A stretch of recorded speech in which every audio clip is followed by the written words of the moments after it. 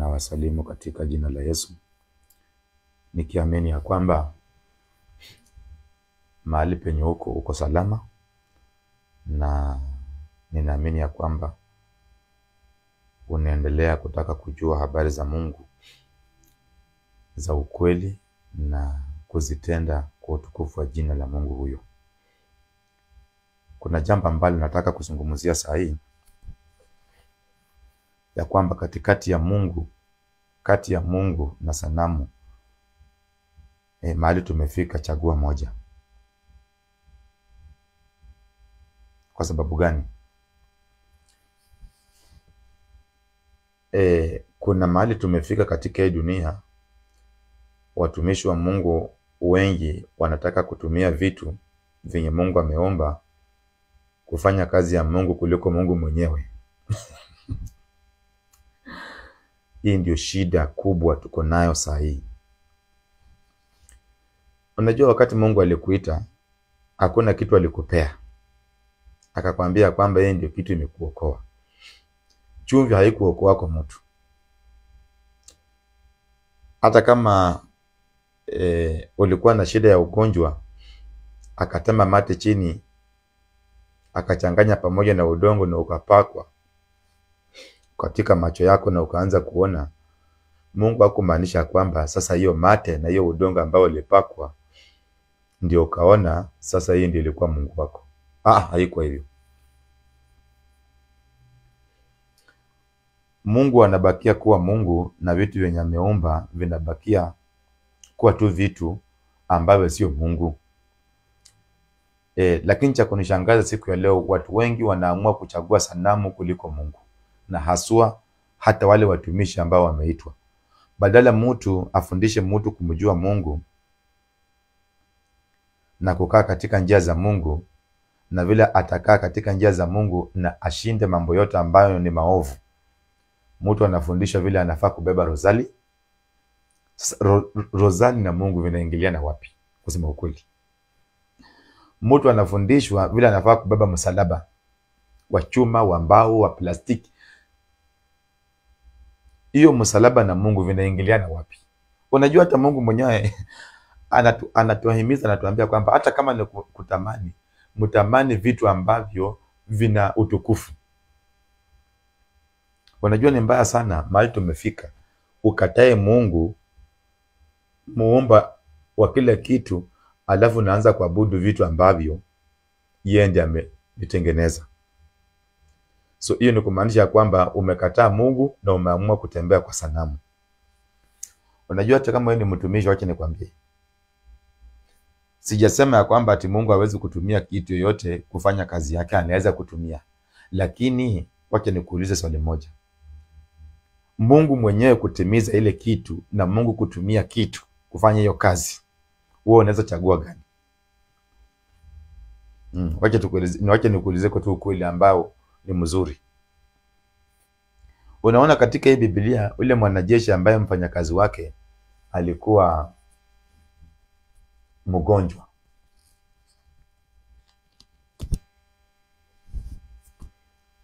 huyo mwanajeshi alikuwa kwa serikali. Mwanajeshi ule alikuwa na pesa, alikuwa na uwezo wa kupeleka huyo mfanyakazi katika hospitali kubwa zaidi. Huyo ni mwanajeshi, alikuwa juu ya mamlaka kubwa zaidi katika hii dunia. Hiyo ndio kitu nafaa kuelewa. Lakini kile ambacho kinanifurahisha ni ya kwamba huyo mwanajeshi alikataa kwenda katika hospitali kubwa ambayo alikuwa na uwezo. Huyo mwanajeshi alikataa mambo yote ambayo ingemsaidia ili mfanyakazi wake apone. Aliamua kuenda kwa Yesu na kumwambia kwamba mfanyakazi wangu ni mgonjwa, mpone. Sikia vile Yesu alisikia hiyo kitu kwanza. Yesu akasema, wacha nitapitia hapo, niko na shughuli za injili, alafu nitamalizana huyo mfanyakazi. Yule mwanajeshi akaambia Yesu ya kwamba, sikia, mimi ni mwanajeshi na mahali nafanya kazi, nikiambia watu wakuje wanakuja, nikiwaambia waende wanaenda. Chenye nawaambia kufanya ndio chenye hao watu wanafanya. Na hao watu wanasikia chenye mimi nimewaambia na kutimiza yote.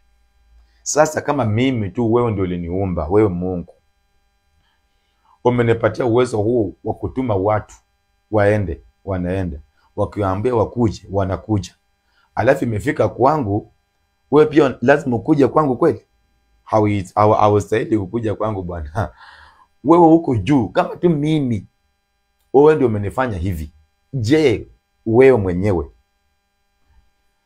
Akaambia Yesu kwamba hakuna haja, wewe sema tu neno moja saa hii tu, alafu ule mfanyakazi wangu anapona.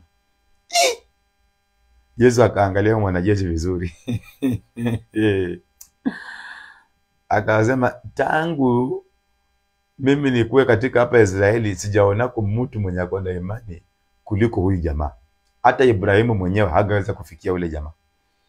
Baba wa imani ambao tunasema ni Ibrahimu. Mwanajeshi bwana, imani yake ilikuwa juu kuliko imani ya Abrahamu. Ndio maana ninakwambia kwamba katika hii maisha injili inaenda ikiimarika dakika baada ya dakika. Kama unataka kukaa katika ile injili ya miaka 5 nyuma, miaka 6 nyuma, mpendo uko nyuma vibaya sana. Ni kama saa hii kutaka kwanza kuingia katika masomo ambayo mababu zetu walisoma. Vile walifundishwa, ndio nalazimisha walimu waanze kukufundisha vile walifundisha mababu zetu na maanko zetu na nyanya zetu. Vile anti zetu walifundishwa, ndio naambia sasa walimu pia tupitishie hapo. System ya mafundisho imechange bwana vibaya sana. Mafundisho inaenda ikimarika zaidi. Unasikia sasa hii maneno vile inaenda. So huyu mwanajeshi akaambia Yesu, haustahili wewe. Na chenye kimefanya ni kuambie hivyo, mimi tu mwanadamu, wewe ndio umenifanya hivi. Mahali penye nafanya kazi, chenye nasema kinafanyika. So wewe tena lazima ukuje kweli? Wewe ni mtu nafaa useme tu neno moja na ule mfanyakazi anapona, hiyo story tumemaliza. Yesu akasema, Israeli sijawahi ona mtu mwenye imani kama huyu mwanajeshi. Fikiria kulikuwa na watumishi wangapi manabii pale Israeli? Kwa nini Yesu akosema kwa hao watumishi? Unajua kulikuwa na manabii wangapi, mitume wangapi, wainjilisti wangapi, wachungaji wangapi? Lakini imani ya mwanajeshi huyu ilikuwa zaidi ya hao watu. Mwanajeshi hakukuwa ni ule mtu ambaye anajulikana kama mwinjilisti. Alikuwa anajulikana tu kama mwanajeshi, lakini alikuwa ameamini Mungu. Huyu mwanajeshi ananifurahisha sana. Huyu mwanajeshi alikuwa ameamini Mungu bwana. Licha hakukuwa mchungaji, hakukuwa nabii, hakukuwa mwalimu wa injili, lakini ndani huyo jamaa alikuwa mwinjilisti. Ndani ya huyo mwanajeshi alikuwa mtume, alikuwa mchungaji bwana. Kwa sababu maneno aliyozungumza hata Yesu mwenyewe aliona, akasema kwamba kweli huyo jamaa kwa sawa. Kwa sababu gani? Maneno aliyozungumza. Wanafikiri siku ya leo angekuwa ni kama siku ya leo tu mtumishi kuja tu katika nyumba ya mtu, ni shangwe na vigelegele, ni sherehe nyingine, ni mambo mengine.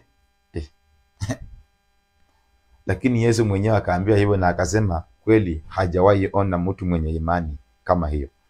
Bila kutumia maji, mwanajeshi alikataa mambo ya kutumia maji na misalaba. Mwanajeshi alisema, hapa sihitaji hata rozari, sihitaji mshumaa hapa bwana, sihitaji mafuta ya upako hapa.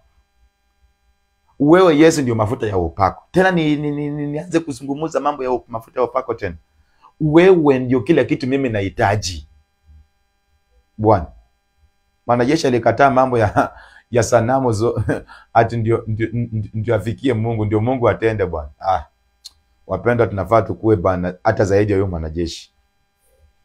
Angelikuwa ni siku ya leo mtu mwingine, ungesikia vile angefanya. Ungesikia tu. Angeuziwa paka maji na vifagio na chumvi na mawe, sijui na maji kutoka Israeli. Unajua wapendwa, watu wamekuja wakarogwa zaidi, na walio waroga ni watu walio ndani ya kanisa kwanza. Kwa sababu mtu anakuambia kwamba ameenda Israeli, amepata huko maji. hiyo maji ndio itakusaidia kuponywa magonjwa ambayo yanakusumbua katika maisha. Unasikia sasa? Sasa unafika mahali pale, badala ya kuamini Mungu unaamini vitu. Unajua, acha nikwambie kitu cha kwanza. Hauwezi kuchagua sanamu na ukatae Mungu na mambo yako yende mzuri. Haiwezekani, kwa sababu utukufu utarudia sanamu. Acha nikwambie ukweli. Mungu anataka kudili na wewe direct, umekataa, unataka vitu. Ndio Mungu atende muujiza wake, lazima atumie chumvi. Unasema hata wakati wa Elisha ilitumika. Wakati wa Musa fimbo ilitumika. Unajua, hiyo ni mambo ya Mungu. Alianza kudili na mwanadamu na injili hapo hivyo. Na viwango vya Mungu vya injili vikiendelea kuzidi vile Mungu mwenyewe alisema ya kwamba na utukufu wake utaendelea kuzidi. Hiyo wakati wa fimbo ilikuwa na utukufu wake. Wakati wa chumvi ilikuwa na utukufu wake. Wakati wa Paulo na maoverall ilikuwa na utukufu wake. Wakati wa msalaba ilikuwa na utukufu wake. Lakini saa hii kama bado unahitaji msalaba ndio Mungu akutumikie, ndio usungumuze na Mungu, mambo yako yende salama, lazima ukuwe na msalaba, ukuwe na kitu katika maisha kando na Mungu. Basi kuna mahali uko na shida. Sasa kama utahitaji maji, utembee nayo kwa chupa ndio uende upate kazi. Mungu akusaidie kupata kazi kupitia kwa maji. Mungu akusaidie kupata mume ama kupata mke kupitia kwa maji na chumvi na udongo na peremende. Swali nakuuliza, baada ya kupata hiyo vitu ambao unahitaji, utukufu utarudishia nani? Peremende unarudishia chumvi, unarudishia maji na misalaba, ama unarudishia nani? Utaanza kuheshimu msalaba kuliko Mungu wa mbao. Utaanza kuheshimu rosari kuliko Mungu. Utaanza kuheshimu udongo na fimbo kuliko Mungu. Mpendwa, usijaribu kuchagua sanamu na ukawacha Mungu. Mwanajeshi aliamua akasema kwamba hahitaji Yesu aende kwake. Yesu aseme neno moja na mfanyakazi wake atapona. Na Yesu alisifu huyu mwanajeshi zaidi, akasema Israeli hakujawahi kuwa na mtu wa imani kuliko huyo. Alibakia kuwa mwanajeshi, lakini imani yake ilikuwa zaidi ya mitume, imani yake ilikuwa zaidi ya wainjilisti. Imani ya huyo mwanajeshi ilikuwa zaidi ya wachungaji na waalimu na watumishi wote wa Mungu Israeli. Kwa sababu gani? Yule mwanajeshi aliamua kuchagua Mungu na akakataa sanamu. Ati lazima kwanza Yesu afike kwake, awekelee mfanyakazi wake mkono ndio apone. Kama bado uko katika hii maisha na bado nataka mchungaji akuje kwako ndio shida zako ziishe, uko na shida. Kuna watu ambao wanaamini ya kwamba mchungaji akuja aniwekelee tu mkono. Kuna wale ambao wanaamini lazima apewe tu maji akunywe. Kuna wale ambao wanaamini lazima wapakwe kama ni jivu. Kuna wengine wanapakwa mafuta ya upako. Kuna wengine wanapakwa hata keki. Kuna wengine hata wamepakwa hata mavi, wakiambiwa kwamba hizi ni nguvu za Mungu watapona. Mahali mimi nimefikia, wacha nikwambie ukweli, kama kuna kitu kingine ambayo naweza kutamani Mungu afanye katika maisha yangu, Mungu mwenyewe ajidhihirishe kufanya kazi yake ndani yangu bila kutumia vitu ambavyo vitakuja katika maisha na watu wa focus kwa hizo vitu, wawachane kuangalia Mungu. Hiyo ndio shida ambayo tumekuwa nayo katika Injili. Watu wengi wameamua kuchagua sanamu wakakataa Mungu. Lakini siku ya leo ninakwambia kwamba chagua Mungu. Hata kama Mungu atatumia kitu, sio rahisi hiyo kitu ibadilike na ikuwe ndio Mungu katika maisha yako. Haiwezekani. Hiyo ndio shida tuko nayo hapa sasa. Mungu aliambia Musa, weka hiyo fimbo hapo, bahari ikafunguka. So hiyo fimbo imegeuka, sasa ndio imekuwa Mungu, naye Mungu mwenyewe amebaki bila utukufu. Hapo ndio shida ya Injili iko sasa. Mungu anapotumia kitu yoyote kufanya mapenzi yake, nataka nikuhakikishia kwamba kitu cha kwanza, hakuna siku vile Mungu anasema ya kwamba utukufu wake utaenda kwa kitu. Ndio maana Mungu anasema ya kwamba hafananishwi, halinganishwi. Sasa siku ya leo Mungu analinganishwa na maji iliyo katika chupa. Hiyo maji ni ya upako, itakusaidia kudili na mapepo. Sasa kweli maji tu hii ikusaidia kudili na mapepo, ati imeombewa? Mungu mwenyewe ndiye anadili na mapepo. Watu wanakutoa kwa Mungu, wanakuingiza kwa sanamu. Hiyo ndio shida imeingia katika hii Injili. Watu wengi wametolewa kwa Mungu na wakaweza kuingiza kwa sanamu. Lakini mwanajeshi huyu anakuja kutusaidia kwamba tubaki kwa Mungu, tuachane na sanamu. Sasa ukienda mahali kuhubiria watu Injili, mahali ambapo hakutakuwa na maji, nje hao watu ukawaombea wokovu, utafanya nini? Ukienda mahali ambapo hakutakuwa na mshumaa, unahitaji ndio huyu mtu aombewa aokoke, mapepo zitoke ndani. Sasa mishumaa zimekosekana. Sasa huyo mtu hataweza kuokolewa kwa sababu mishumaa zimekosekana hiyo area. Wakati unatoka kwa nyumba na rozari yako, unafika mahali inapotea. Sasa unaona ya kwamba saa hii hata mapepo majini yatakuja na yatakuvamia. Ani majini yanaogopa rozari kuliko Mungu mwenyewe. Majini yanaogopa msalaba wa mbao wenye umepakwa rangi na walevi na wezi na wakora kuliko Mungu mwenyewe. Ati kusema ukweli, mambo hii imenishangaza. Imenishangaza kabisa katika hii dunia. Ndio maana watu wengi wameamua kupenda ibada za vitu. Hizo mimi nimepita. Bwana, kama mwanajeshi alikataa hizi vitu na Mungu akashughulika mambo yake, hata mimi sasa niko juu ya huyo mwanajeshi. Niko juu ya huyo mwanajeshi, nakwambia ukweli. Siwezi kukubali bwana uniletee upumbavu bwana. Vitu vya kunisumbua ate bwana ndio Mungu anisaidie bwana, waachana na hiyo vitu. Nieleze Mungu ni nani, nimjue, huyo Mungu atanisaidia kila mahali nitakuwa. Ndio maana unasikia mtu ametoka katika nyumba, ameenda mahali, amesahau maji aliyopewa ya kanisa na stika. Huyo mtu anarudi, anapanda gari, anarudi kwa nyumba, lazima atoke na hiyo kitu. Sasa ndio nikakuuliza, ukiangalia huyo mtu na hizo vitu ambazo ameendea, hizo sanamu, kati ya hizo sanamu na Mungu, huyo mtu anaabudu nini? Sana abudu hii maji. Ati nimetoka kwa nyumba, nimesahau msalaba wa mbao wenye navaanga kwa shingo. Sasa nimefika mahali, nimeona kwamba mahali naenda hata nitapata ajali. Sasa lazima nirudi kwa nyumba niende nichukue ile msalaba niende nisafiri. Ninaharibu transport ya kurudi kwa nyumba. Unaona mahali ambapo tumekosea? Kwa sababu watumishi wengi badala ya kutuelekeza tujue Mungu, wanatuelekeza tujue sanamu. Hiyo ndio kazi ambayo mimi nayo nimepita. Na hiyo ndio vitu ambayo mimi nimekataa. Hiyo upumbavu imefika mwisho. Hatuwezi kufanya kazi ya Mungu katika hiyo njia ya upumbavu. Hata kama Mungu atatumia kitu, bwana, wachana hiyo kitu. Focus kwa Mungu. Hiyo vitu yote vimetokana na Mungu. Hatuwezi anza kuweka utukufu kwa vitu na kusahau Mungu. Hatuwezi anza kueleza watu wajue vitu na wakose kumjua Mungu.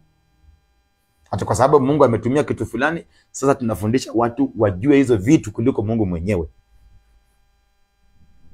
Ndio naona siku hizi watu wamerogwa, wanatembea na mastika za watumishi. Mtu mzima bwana, na masomo yako yote. Tumeambiwa chukua stika ya mtu, weka kwa mlango yako ndio usirogwe. Mapepo na majini na kila aina yote ya ushirikina, macho mabaya, kila kitu ambayo ni ya uganga na uchawi haitakuweza. Kwa kuangalia picha ya mimi Justus, ni upumbavu wa hali ya juu. Na kwanza kusema ya kwamba hata kivuli cha Petro kiliponya watu. Kivuli ilikuwa ya Petro ama ni Mungu alikuwa anaponya watu kupitia kwa hiyo kivuli? Unasikia vile watu wanaongea?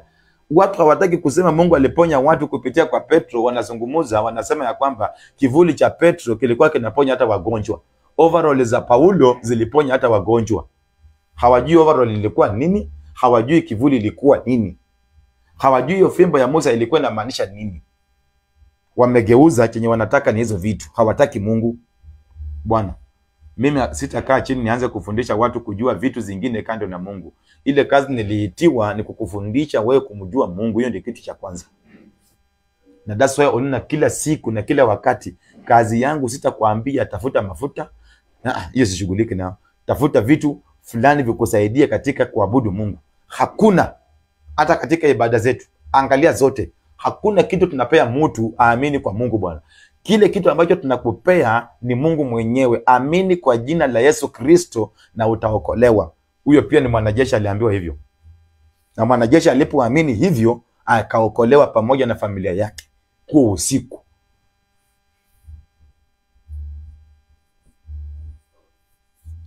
Paka wengine wamedanganywa lazima mtu aenda aingizwe kwa maji abatize ndio aokoke. Wewe kutumbukiza katika maji hivi ndio utoke ndani ndio utakuwa umeokoka? Unaona vile watu wameanguka, watu wameingia kwa vitu zingine, wamewachana na vitu za maana, wameweka akili kwa vitu zingine zenye hazina maana. Badala mtu angangane vile anafaa kumjua Mungu, akae na Mungu. Mungu anasema kwamba kaeni ndani yangu, mimi nikae ndani yenu. Chochote ambacho mtaitisha mimi nitafanya.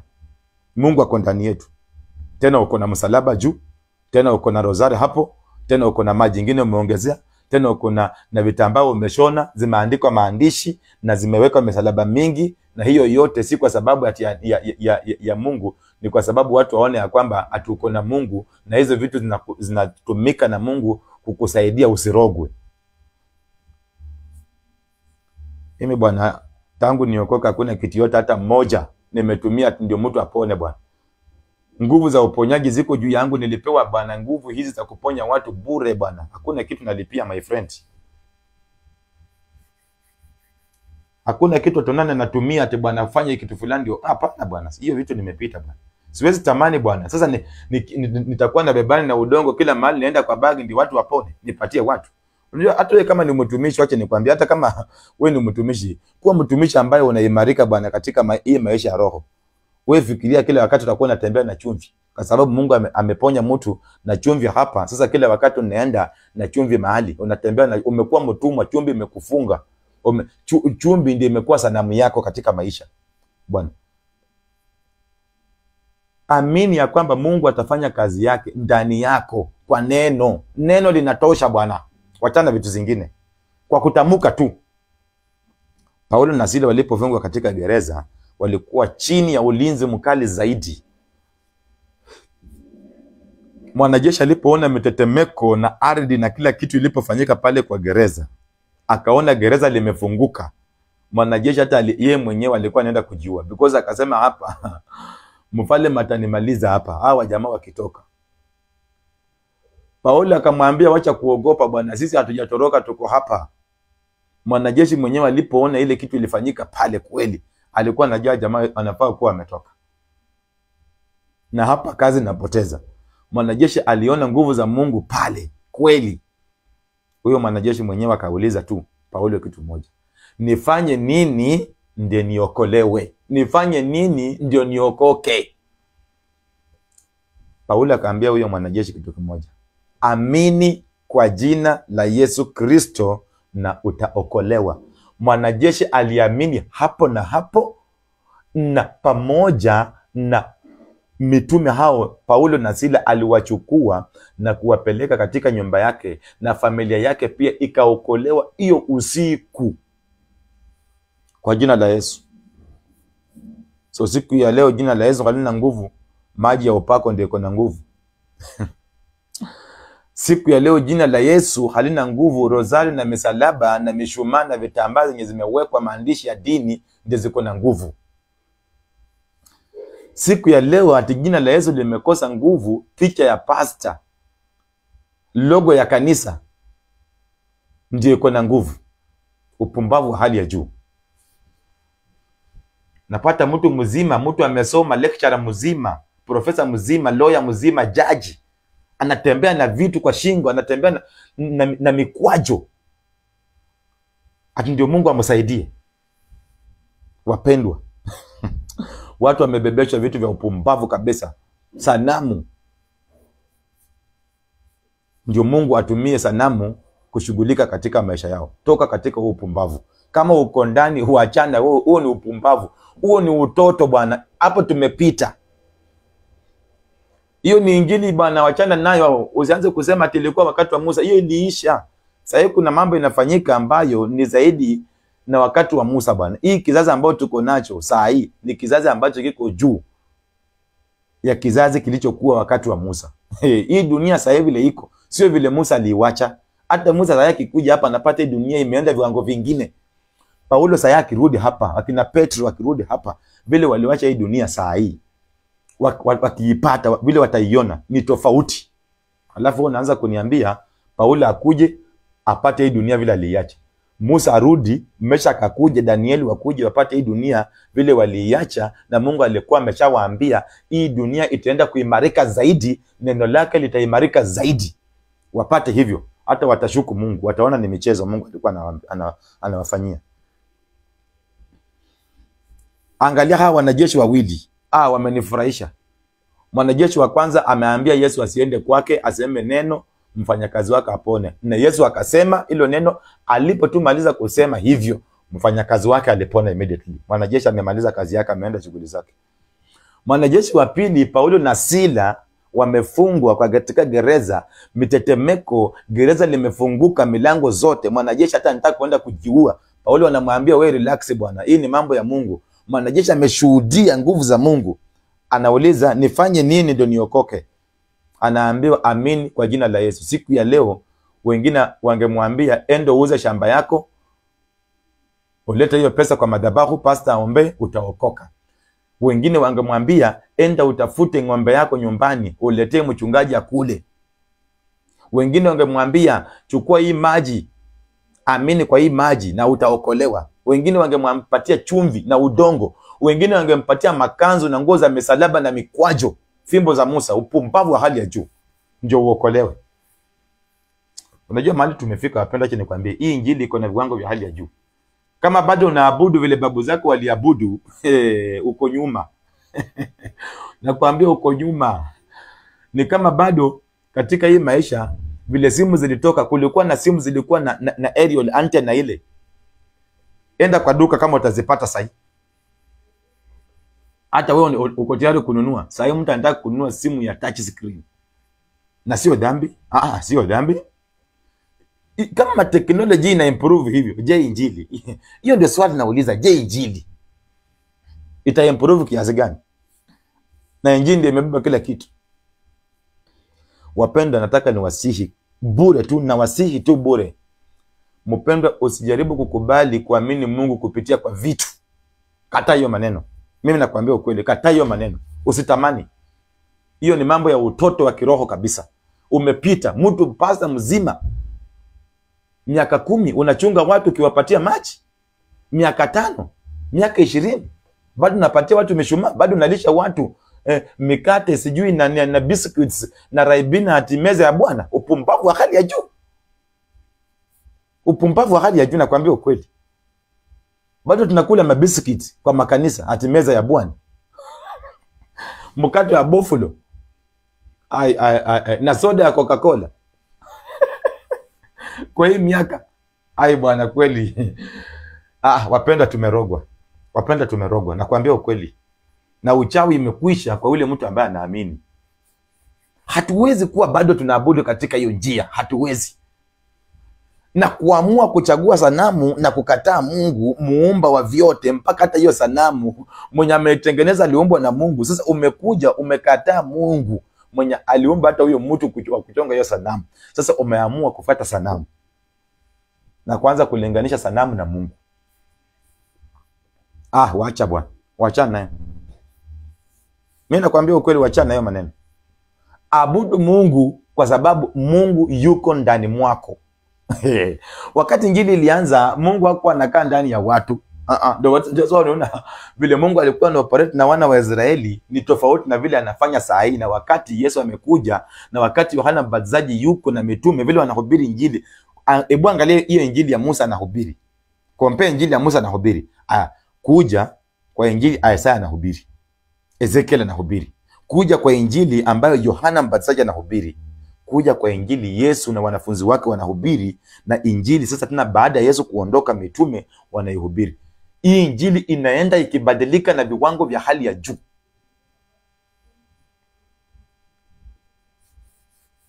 Ndio naona bado watu wanataka kuabudu vile Musa aliabudu. Wamekosa kuelewa ya kwamba kuna kitu sasa zaidi ya vile Musa aliabudu saa hii. Kuna jambo la maana, jambo kubwa sana lenye Mungu anataka kutenda zaidi ya vile alitendea Musa. Na anataka kutumia wewe mtumishi. Bado unarudi kwa fimbo ya Musa, bado unarudi katika chumvi Elia, bado sijui umerudi kwa vitambaa vya Petro na vya Paulo na kivuli cha, bado uko pale bwana. Ai bwana, wacha bwana. Bado tunaimba nyimbo, Mungu yale ambao ulifanyia kwa Elia fanya saa hii. Bado nataja Elia na wewe mwenyewe ni mtumishi uko hapa, haujitaji ndani bwana.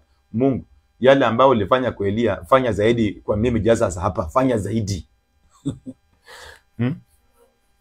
Atulio tenda sasa. Hapana bwana, unatenda nini bwana? Tenda zaidi. Mungu yale alitendea Elia, alitendea Isaya na Yeremia, atatende tena sasa. Arudie. Hiyo ni upumbavu bwana. Hiyo injili itakuwa ni ya michezo. Ambia Mungu yale ambayo ulitendea Elia, ulitendea Yeremia, Ezekieli, tenda zaidi saa hii. Mtumia mimi. Ambia Mungu hivyo.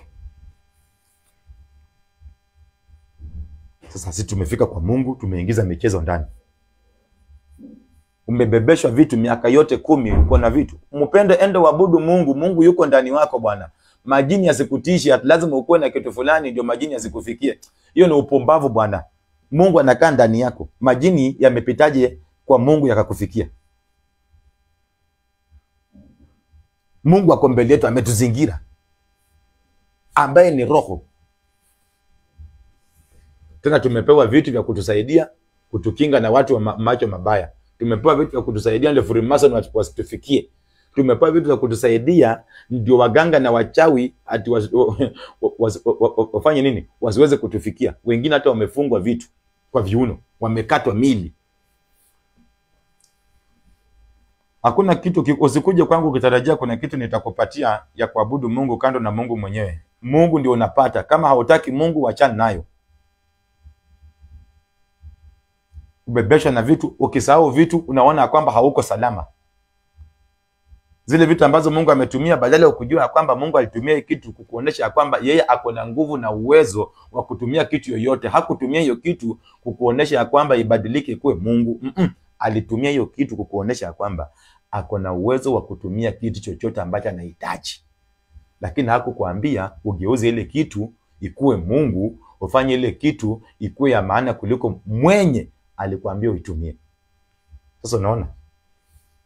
Mungu alikwambia tu siku moja ambie huyo mgonjwa ama mpatie maji ya kunywa apone. Huyo mgonjwa akapona. Sio kila mahali unaendanga ni chupa za maji. Mungu alikwambia mwekee mkono kwa kifua, huyo mtu atapona. Kila mahali unaenda unawekea watu mikono kwa kifua, hata wengine wanakufa. Kwa sababu hiyo ilikuwa ni muujiza mmoja. Na hata ukiangalia wakati hizi injili zilikuwa zinahubiriwa, kila wakati muujiza ulikuwa unabadilika. Muujiza huu kwa unajirudia my friend.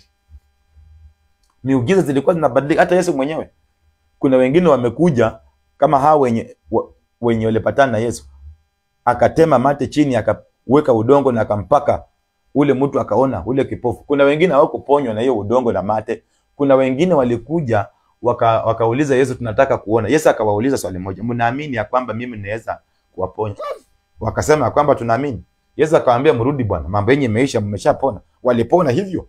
Hakuna kitu hawakuweka hata mkono kwa macho ndio wakapona. Hawakuweka hata mkono kwa kichwa.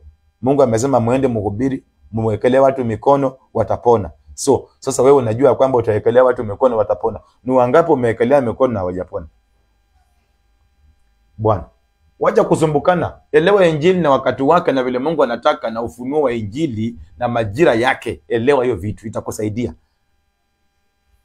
So sasa kila mahali unaenda umewekea watu mkono, wanatoka pale bado shida zao ziko pale.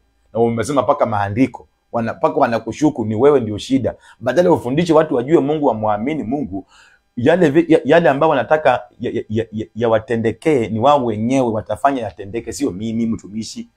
Ukikuja kwangu kama wewe ni mgonjwa nikuombee na niombe ukatae kupona, usione kwamba mimi sina nguvu. Hapana, niko na nguvu na uwezo na mamlaka juu ya magonjwa, mapepo na maradhi na kila kitu, lakini ni wewe umekosa kupona kwa sababu ya imani yako. Usiweke lawama kwangu bwana. Hapana, Mungu hajawahi shindwa. Mungu hajawahi shindwa my friend. Fundisha mtu kumjua Mungu, ategemee Mungu peke yake. Kama kuna kitu naweza kusihi watumishi wenzangu, tufundishe watu kujua Mungu, kuelewa anataka nini. Hiyo ni kitu ya maana kuliko kupatia watu maji, vifagio, mishumaa, rozali, misalaba sijui za nini, mafuta ya upako, keki za upako, sijui fimbo na kila aina yote ya takataka zenye tunapea watu waamini Mungu kupitia kwa hizo vitu. Mimi kama ni mtumishi nakusihi tu kwa jina la Yesu, mimi nakusihi tu kwa jina la Yesu ya kwamba mahali umefika bwana, tafadhali uacha tu jina la Mungu, uacha tu neno lenyewe lifanye kazi kuliko maji. Tamani sana neno, tamani sana jina la Yesu kufanya kazi kuliko vifagio, kuliko mishumaa. Tamani sana jina la Yesu kuponya mtu kuliko kutumia hata dawa. Nakwambia ukweli. Tamani sana Mungu mwenyewe kujidhihirisha na kutenda mambo makubwa bila kutumia vitu. Nafurahia sana nikisikia wakina Meshaki vile waliambia Nebukadneza bwana. Nebukadneza, tunakwambia Mungu wetu anatuokoa hata kwa hii moto, anatuokoa vizuri sana. Lakini unajua ya kwamba sio lazima atuokoe ndio tuamini ya kwamba sasa yuko pamoja na sisi kwa sababu ya hii sanamu ndio. Sanamu tunajua ni sanamu, lakini hatuwezi kufuata hiyo pumbavu. Hawakuambia Mungu sijui tuma kitu ndiye kuja hapa itusaidie kutuokoa katika mikono ya Nebukadneza. Waachana nayo bwana. Ndio maana kuna watu mko na kesi kwa koti, mumeenda katika makanisa, mumeombewa, mumepewa vitu, mkienda katika koti mnajipaka hiyo mafuta ya upako, mnakunywa hiyo maji, mnajisafisha na vifagio, sijui mnaomba na mishumaa, mkifika pale bado hiyo koti inawashinda. Kesi imewashinda. Mambo yote ambayo mlifanya ya uganga, mliopewa picha ya pasta yenyewe, hata kuna wengine unaenda paka na mavazi ya kanisa paka kwa koti, ndio fikiri ya kwamba utashitiwa nayo jaji, ndio jaji aone ya kwamba uko na Mungu. Yote unafika pale bado unafungwa, bado kesi inakushinda tu, kwa sababu tumekosa kueleza watu wajue Mungu. Tunaelekeza watu kujua sanamu. Hiyo ndio kazi mimi sifanyi. Ndio nikakwambia enda waangalie tangu nianze kuhubiri, hakuna mtu ambaye nimepewa kitu ndio apone bwana. Hakuna kitu nimepewa mtu ndio mtu akuje afuate Yesu. Sifanyi kitu kama hiyo my friend. Amini kwa jina la Yesu na utaokolewa. Kama kuna kitu cha maana naweza kusihi hata wewe mwenye umeokoka, wacha kuwa ukitembea, wacha kurandaranda kwa makanisa ukitafuta kitu ambacho utapewa kilinde watoto wako, kitu ambacho utapewa kilinde biashara yako, kitu ambacho utapewa kikusaidia kupata mahitaji ya pesa na vitu zingine katika maisha, na kumbe unaingia katika ushetani. Tamani sana ubaki tu na Mungu. Mimi nimetamani kubaki na Mungu. Hakuna kitu niko naye kwa hii mwili kando na hii mavazi ya mwili peke yake ndio kitu nimeongeza. Hakuna kitu kingine niko nayo yenye inanisaidia ati ndio Mungu akoe pamoja na mimi. Niko na Biblia peke yake ambayo nasoma kila siku, naongea na Mungu kupitia pale, na ya pili Mungu mwenyewe kunipatia ufunuo wake kupitia katika ile njia yoyote yenye yeye anataka. Hiyo ndio vitu niko nazo na zimenisaidia na nimefurahia na nimetosheka. Sihitaji kubebesha vitu zingine ndio zinisaidie kila mahali nikienda. Niko na vitu nimebeba kwa shingo, nimebeba kwa mkono, natembea nazo zinisaidie kuabudu Mungu. Sihitaji. Hata Mungu mwenyewe anajua sihitaji. Chenye nahitaji ni huyo Mungu ambaye ni roho, amenitosha. Sio nianze kupewa vitu ndio ionekane ya kwamba sasa Mungu ako pamoja na mimi. Watu wengine wanajisumbua hata mavazi ya kuhubiri, lazima atafute mavazi ya kuonesha kwamba ni mtumishi. Pako unaenda na lazimisha kusona suti ndio kuja kuhubiri nayo. Unaenda utaona tafuta kama ni kanzu ndio shone ndio kuja kuhubiri nayo, utishe watu, utoe sauti hapo fulani, hapo ndio watu waone kwamba sasa Mungu amekuokoa, wewe ni mtumishi shupavu. Na kila ambacho nakuja kuhubiri ni mavi, ni takataka.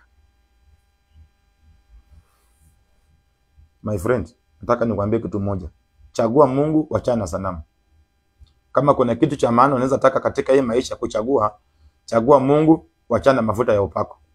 Chagua Mungu, wachana na chumvi. Chagua Mungu, wachana na mavazi ya kanisa. Chagua Mungu, wachana na misalaba. Chagua Mungu, wachana na keki za upako na fimbo ya Musa. Chagua Mungu, wachana na mawe ya Goliati.